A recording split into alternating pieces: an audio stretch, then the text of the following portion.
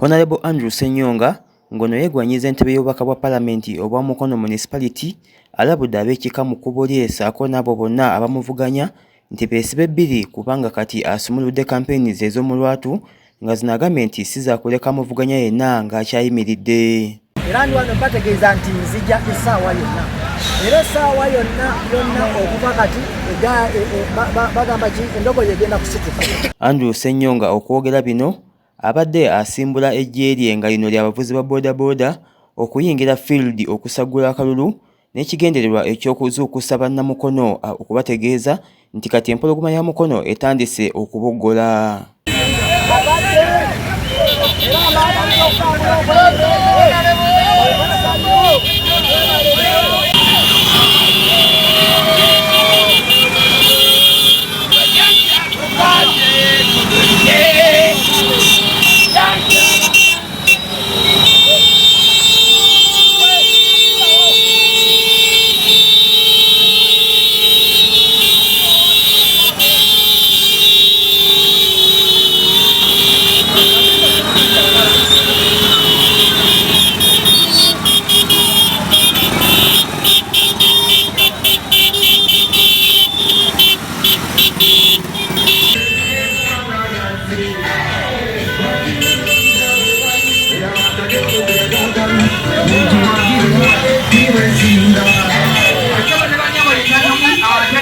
Andrew Ssenyonga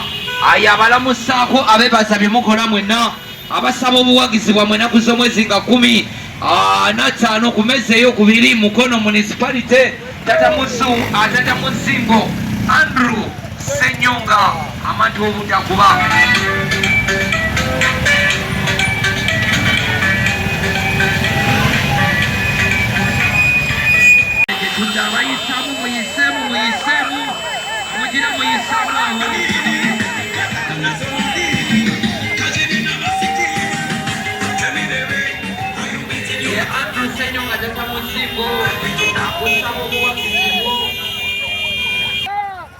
Ssenyonga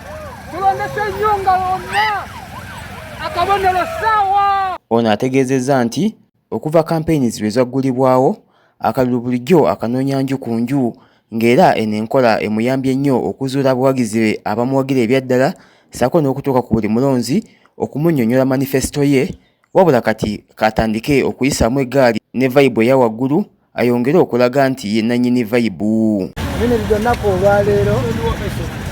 nga okufulaginga okugenda ku z'omwezi nga 10 baasalawo okugamba tugenda mu official campaign. Mbadde ntambula nga miitinga abantu mu kyama olw'ensonga nti bye nasooka okusinkana abannanyisa batandika obbatuukirya obbatiisatiisa obamalako emirembe obasuubiza obbawamba abalo basuubiza emifo ebitali obwalagisi n'ebirala naye nga ababalwanyisa bansinga amaanyi so nga ate be bateekawo enkola eno ey'omuntu okwesalirawo enkola eya demosikirasiya nti omuntu alonda gwakola ki n'okwesimbawo nga tuli mu mateeka naye kineewuunyisa nti abateekawo ebintu ebyo bensuubira abamu ababiteekawo ng'ate babiyimiryamu okubirwanyisa nga bakozesa babulooka bano abalina obwongo obutonotono. Naye mu mbeera efaanana bw'etyo kati akugoba yakuwa amaki amagezi nagafuna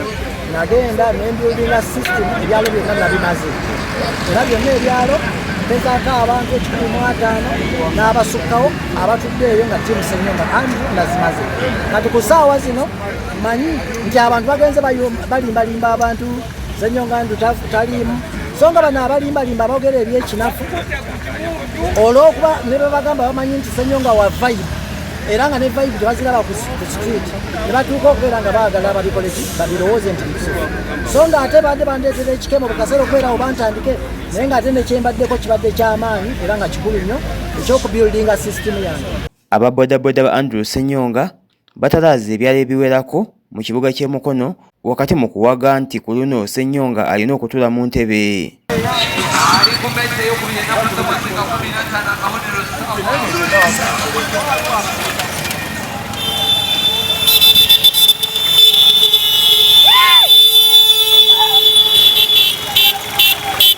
Tulina Tata Muzingo yono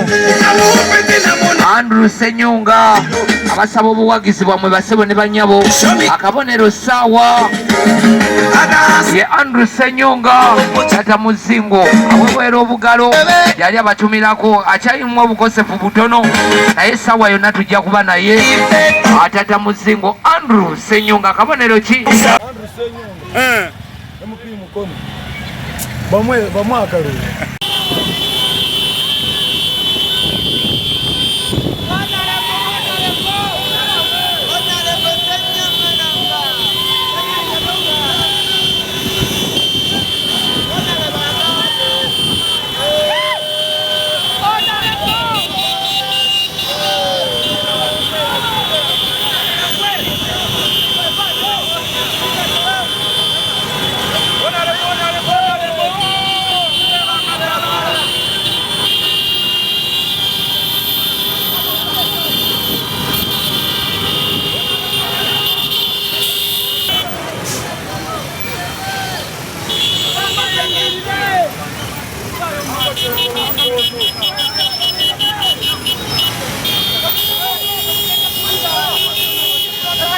Kinajjukirwa nti okulonda kw'omulundi guno kwakubeerawo ng'ennaku z'omwezi 15 nga lwe lwokuna lwa ssabbiiti ejja era nga bavuganya ku ntebe eno ey'Omukono municipality bawerera ddala 9.